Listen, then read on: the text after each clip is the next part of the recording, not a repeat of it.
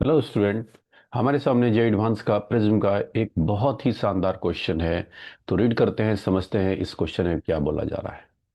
For a prism of angle theta equal to 60 degree, the refractive indexes of left part, left half and right half are n1 and n2।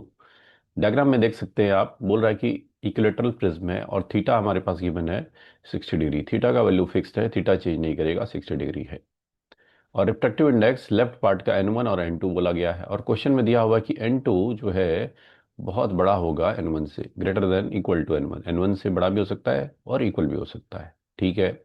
As on the figure, the angle of incidence, very important, the angle of incidence is chosen such that the incident ray always will have minimum deviation if n1 equal to n2 equal to 1.5। मतलब according to question ये बोल रहा है कि जब हम n1 और n2 का वैल्यू 1.5 लेते हैं, उस समय इंसिडेंट रे मिनिमम डेविएशन की बात हो रहा है। उस समय इंसिडेंट रे दोस्तों मिनिमम डेविएशन शो कर रहा है। मिनिमम डेविएशन, मिनिमम डेविएशन का कंडीशन आपको याद रहेगा। जब भी हम मिनिमम डेविएशन बोलते हैं, this implies angle of incidence और एंगल ऑफ इमरजेंट सेम होगा। पहला कंडीशन हमारा ये आता है। दूसरा कंडीशन आपको पता है कि R1 इक्वल टू R2, और वो हो जाता है एंगल ऑफ प्रिज्म का आधा, a/2। एंगल ऑफ प्रिज्म तो 60 दिया हुआ है, थीटा यही a हमारा थीटा है, थीटा का वैल्यू 60 है। तो मतलब R1 R2 का वैल्यू होगा 30 डिग्री। ठीक है। तो रे डायग्राम को हम लोग कंप्लीट अगर इस फिगर में करेंगे, तो लाइट ऐसे अगर स्ट्राइक किया मिनिमम डेविएशन में, तो कुछ ऐसा जाएगा 30 डिग्री पे। सुनो अब मैं आगे कैसे लिया यहाँ पे। अब ये एंगल R1 पता चल गया 30 डिग्री, ये एंगल है हमारे पास 30 डिग्री। इसके लिए बेटर होगा एक मैं बड़ा डायग्राम बनाऊं। तो चलिए अगले पेज पे मैं आपके लिए बहुत बड़ा डायग्राम बना के समझाता हूँ, या छोटा डायग्राम में आपको समझने में दिक्कत होगा। ऐसा हमारे पास प्रिज्म दिया हुआ है, और इसका प्रिज्म का ये मिडिल वाला पोर्शन है जिसमें आधा आधा रिफ्रैक्टिव इंडेक्स n1 n2। तो मैं फर्स्ट केस को डील कर रहा हूं जब n1 n2 इक्वल है और दोनों का वैल्यू कितना है, n1 equal to n2 equal to 1.5 है, 1.5। Okay sir. और उस समय मिनिमम डेविएशन की बात हो रही है, इस सरफेस का नॉर्मल, सरफेस का नॉर्मल ये। और जो लाइट स्ट्राइक करेगा कुछ एंगल पे स्ट्राइक करेगा, तो let's say this is angle of incidence. अब जो पता है कि R1 का वैल्यू जो होगा, R1 का वैल्यू होगा वो 30 डिग्री होगा, R1 30। जब मेरा ये एंगल आई तो पता नहीं, आई तो निकालना पड़ेगा हमें। और R1 का वैल्यू जो है अभी हमने निकाला पिछले पेज में कि R1 R2 मिनिमम डेविएशन में सेम होता है, जिसका वैल्यू होगा a/2। a/2 मतलब 60/2 करेंगे, तो R1 R2 का वैल्यू कितना आ जाएगा, 30 डिग्री। और एंगल ऑफ इंसिडेंस और एंगल ऑफ इमरजेंट भी इक्वल होता है। ये सारा कंडीशन किसका है, so minimum deviation delta minimum के लिए हम लोग बातें करेंगे। तो ये एंगल हमारे पास R1 जो है वो आ गया आपका कितना, 30 डिग्री।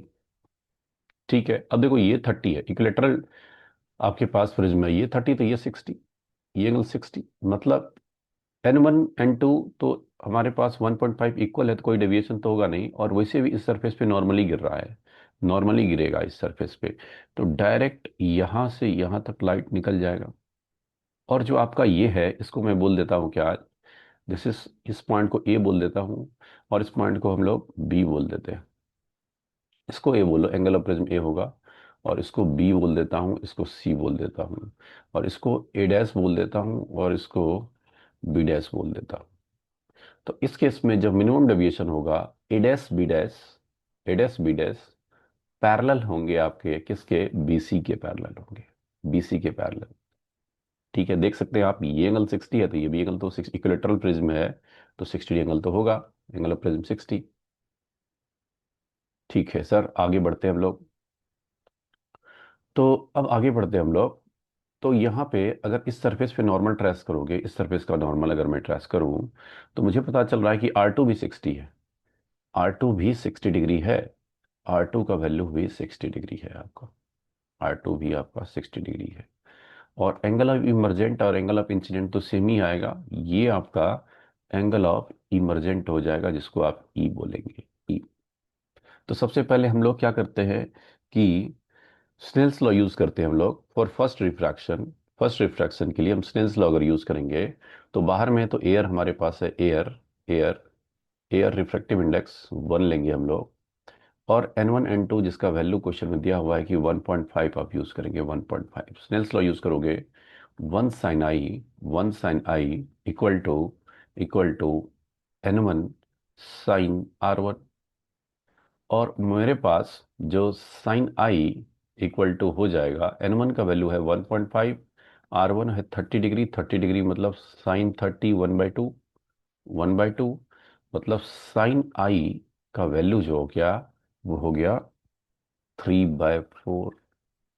और ये जो वैल्यू है साइन आई इक्वल टू 3/4, ये हर एक केस के लिए फिक्स्ड है, क्योंकि हम एंगल ऑफ इंसिडेंस को कोई भी चेंजिंग नहीं कर रहे हैं, ये फिक्स्ड है। चाहे आप रिफ्रैक्टिव इंडेक्स एक दूसरे प्रिज्म का चेंज कर दो, लेकिन ये फिक्स्ड है, ये हमेशा 3/4 ही रहेगा। ठीक है सर, इतना बात डन है।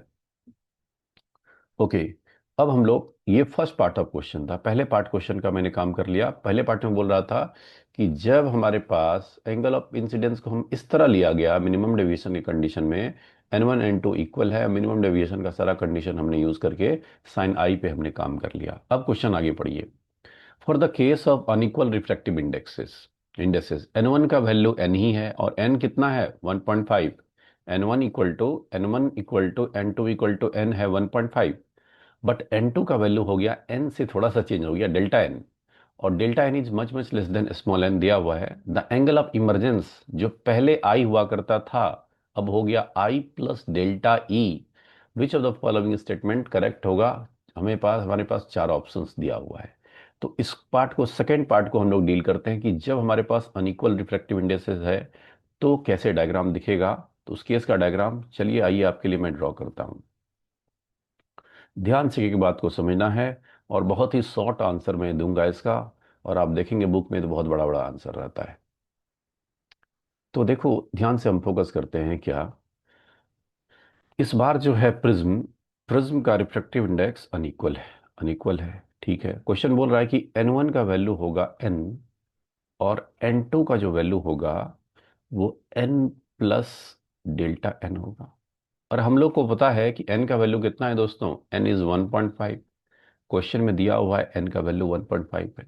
ठीक है सर, और एंगल ऑफ इंसिडेंस पे कुछ भी हम चेंजिंग नहीं कर रहे हो, क्वेश्चन में बोला नहीं गया कि एंगल ऑफ इंसिडेंस को चेंज करना है। एंगल ऑफ इंसिडेंस वही लेंगे जो पिछले केस में लिया। आई का वैल्यू फिक्स है कि साइन आई, साइन आई इस केस के लिए भी साइन आई का वैल्यू आपका 3/4 जो है वो फिक्स्ड है, वो फिक्स्ड है, उससे हम काम करेंगे ही करेंगे। अब सुनो, अब देखो अगर आई मेरा फिक्स्ड है, आई का वैल्यू 3/4 है, और एन का वैल्यू कितना है, एन एन एन का वैल्यू 1.5 ही है, 1.5 ही है। इसका मतलब क्या हुआ, सुनो पिछला केस देखते हैं। यहां भी एन का वैल्यू 1.5 और आई का वैल्यू फिक्स है, मतलब R1 60 ही होगा, R1 60 ही होगा, आई का वैल्यू आप फिक्स ले रहे हो। और हमारे पास N1 जो है 1.5 ही है, इसका मतलब है कि हमारा एंगल ऑफ रिफ्रैक्शन इस सरफेस के लिए R1 का वैल्यू हमारे पास उतना ही होगा जो पहले हम 30 यूज किए थे।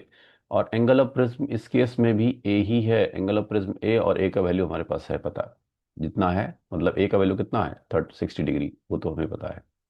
ठीक है, अब सुनो, अगर हमारे पास ये हमारा R1 हमारे पास हो गया 30, मतलब ये एंगल हो गया सर 60, और ये एंगल बाइसेक्टर 30 होगा, तो ये मतलब ये नॉर्मली स्ट्राइक करेगा 90 पे। इसका मतलब है कि लाइट जो है N1 से N2 जा रहा है, रेयर से डेंसर जा रहा है, बट नॉर्मली स्ट्राइक कर रहा है, तो कोई डेविएशन नहीं होगा और डायरेक्ट इस सरफेस तक पहुंच जाएगा। इसका मतलब ये है कि सर नॉर्मली अगर स्ट्राइक नहीं करेगा, मतलब इस केस में हमारे पास जो है A dash B dash again parallel हो जाएगा वीसी के, A dash B dash parallel हो जाएगा किसके, वीसी के। फिर से ए डैश बी डैश बोल सकते हैं कि पैरेलल है वीसी के। जब नॉर्मली स्ट्राइक करेगा तो आपका ये एंगल भी कितना होगा, 30 डिग्री होगा, ये एंगल भी 30 ही डिग्री होगा। जब नॉर्मली दूसरे मीडियम में जा रहा है, मतलब कोई भी चेंजिंग नहीं हो रहा है पाथ में, तो पिछले वाला ये यहाँ से ए डैश बी डैश वाला रे डायग्राम कॉपी पेस्ट है पिछले वाला केस का। अब एंगल ऑफ इमरजेंट जो हमारे पास है ई, और ई चेंज होगा। अब चेंज होगा, हम लोग उसको देखेंगे। तो मैं इस पॉइंट पे स्नेल्स लॉ यूज कर रहा हूं। मतलब हमारे पास N2 और एयर में स्नेल्स लॉ यूज करते हैं और कंडीशन लाते हैं हम लोग। अगर स्नेल्स लॉ यूज करेंगे तो आपके पास हो जाए क्या, N2 sin 30 equal to air, refractive index है बाहर में, और साइन ई का वैल्यू बोल रहा है कि आई प्लस डेल्टा ई होगा। उस पर हम काम करेंगे, पहले हम इतना लिखते हैं। sin 30 का वैल्यू हो जाएगा हाफ, तो यहां से हो जाएगा क्या, N2/2 इक्वल टू साइन ई। क्या मैं लिख सकता हूं? अब थोड़ा सा हम लोग जो है यूज करेंगे हमारा कि भाई स्मॉल चेंज हम कैसे निकालेंगे। Let's find small change. Let's find find small small small change कैसे निकालते हैं? अगर इसी को डिफरेंशिएट कर दूं, 1/2 तो बाहर रहेगा, और डिफरेंशिएट करेंगे तो dn2, किसी वेरिएबल के रेस्पेक्ट में कर रहे हैं, किसी अननोन वेरिएबल है। और साइन का डिफरेंशिएशन हो जाएगा cos ई, और ये हो जाएगा डी ई। अब यहां से ध्यान दो कि इस dn2 को आप डेल्टा n2 भी लिख सकते हैं। Delta n2/2 equal to cos E cos E into delta E. Delta E मतलब एंगल ऑफ इमर्जेंट जो छोटा सा वैल्यू से चेंज हुआ। ठीक है, यहां तक इक्वेशन। अब देखो कॉस ई क्या है। कॉस ई तो कॉस आई ही है ना। कॉस ई जो हमारे पास है वो एक्चुअली में कॉस आई ही है। क्योंकि पिछले वाला केस में, मतलब क्वेश्चन अगर रीड करोगे तो क्वेश्चन में बोल रहा है कि एंगल ऑफ इमर्जेंट जो है वो हो गया आई प्लस डेल्टा ई। तो डेल्टा ई तो स्मॉल चेंज है, उससे पहले एंगल ऑफ इमर्जेंट क्या है, आई। तो ये जो हमारे पास आप देख रहे हैं कि हमने जो वैल्यू निकाला है यहाँ पे, साइन आई अगर निकाल चुके हो आप, और राइट एंगल ट्रायंगल यूज कर लेंगे, साइन आई का वैल्यू अगर 3/4 है, साइन आई का वैल्यू ये रहा 3, ये रहा 4, तो आपके पास ये हो जाएगा कितना, √7। और ये एंगल अगर मैं आई बोलूँ तो कॉस आई आप निकाल लो, कॉस आई क्या कितना हो जाएगा, बेस अपॉन हाइपोटेनियस √7/4। ठीक है। और यही हम कॉस ई भी बोलेंगे, क्योंकि इनिशियली जब मिनिमम डेविएशन था, आई और ई तो सेम ही था। क्लियर। तो मिनिमम डेविएशन से बोल रहा है एंगल ऑफ इमर्जेंट जो है वो मिनिमम डेविएशन वाला से थोड़ा सा ज्यादा है इस केस में, जब n1 और n2 आपस में इक्वल नहीं है। क्लियर बात। तो ये जो डेल्टा ई है वो थोड़ा सा ज्यादा वाला वैल्यू है। मतलब ये कॉस ई जो है वो कॉस आई ही बोल सकते हैं हम लोग। मतलब delta n2/2 equal to cos I into delta E. क्या मैं लिख सकता हूं? और कॉस आई का वैल्यू आप निकाल चुके हो कितना, √7/4। पिछले पेज पे हमने कॉस आई का वैल्यू √7/4 निकाल चुके। कॉस आई का अगर वैल्यू पुट कर देंगे, और यहां से अगर मैं डेल्टा n2 निकालना चाहूं, delta n2 equal to cos cos cos i का वैल्यू कितना, √7/4 इंटू डेल्टा ई। और डेल्टा n2 जो है हमारे पास, ये डेल एन ही है। डेल एन ही है, मतलब स्मॉल चेंज हो हमारे पास। डेल एन अगर लिखना चाहोगे तो ये बाई 2 है, 2 से 4 कैंसिल हो जाएगा।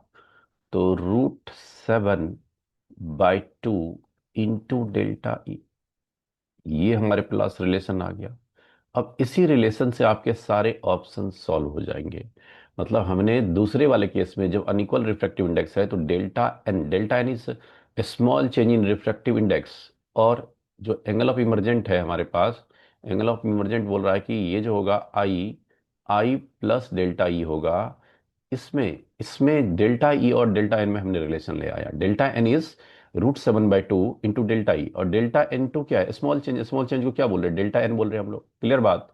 तो अब आते हैं ऑप्शंस पे, ऑप्शंस की बात करते हैं। तो हमें पता चल गया सर कि जो हमारा डेल्टा एन है, delta N is √7/2 into delta E. ठीक है। The value of delta E is greater than the delta N से डेल्टा ई का वैल्यू ग्रेटर होगा। नहीं, ये ऑप्शन गलत है। क्यों गलत है उसका रीजन बता रहा हूं। अगर यहां से आप डेल्टा ई लिख लो, डेल्टा ई कितना हो जाएगा, 2/√7, 2/√7 इंटू डेल्टा एन।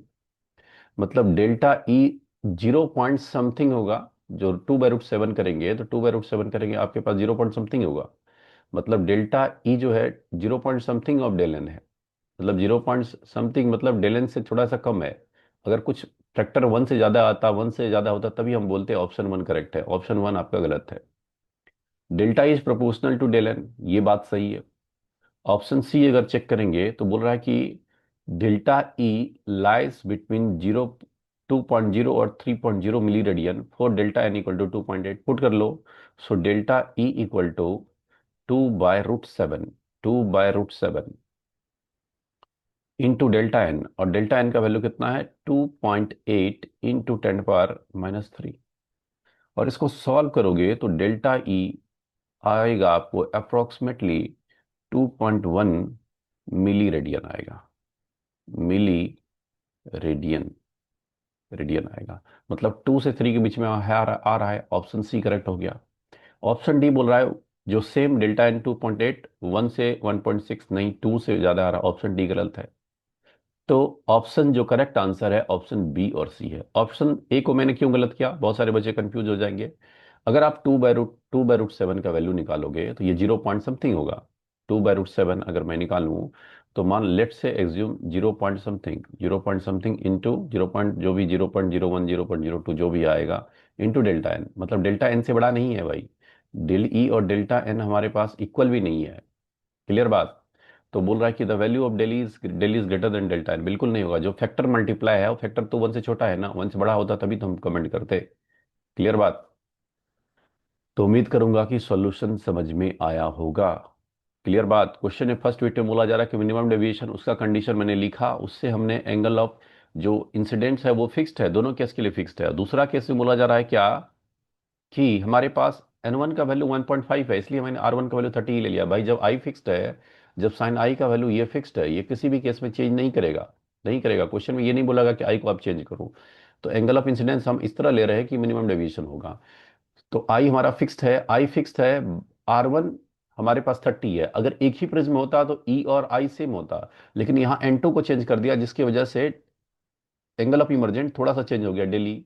तो हमने स्नेल्स लॉ यूज करके ये रिलेशन लिख लिया। और उसके बाद स्मॉल चेंज कैसे निकालते हैं हम लोग, जो यूनिट डायमेंशन में आप पढ़ते हो।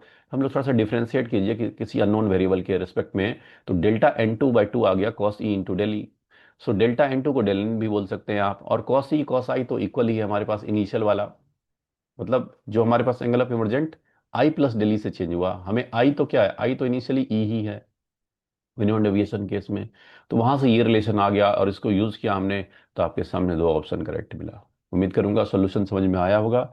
मिलते हैं ऐसे ही अच्छे क्वेश्चन के साथ, तब तक के लिए बहुत बहुत धन्यवाद।